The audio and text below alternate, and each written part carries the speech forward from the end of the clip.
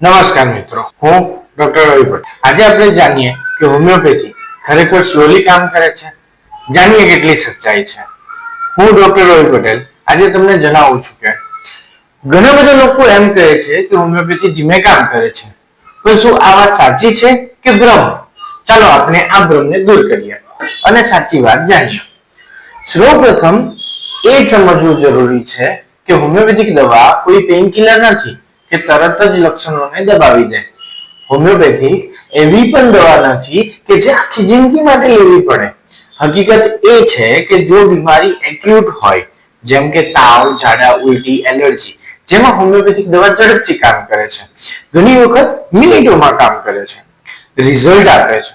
પણ જો આપણી બીમારી ક્રોનિક હોય, એટલે કે લાંબા સમયથી હોય, જેમ કે thyroid, psoriasis, diabetes, asthma, kidney કે મગજના રોગો, જેનો ઈલાજ ડીપ લેવલે થતો હોય, આ માટે થોડી કાળજી, સમય અને ધીરજની જરૂરી છે.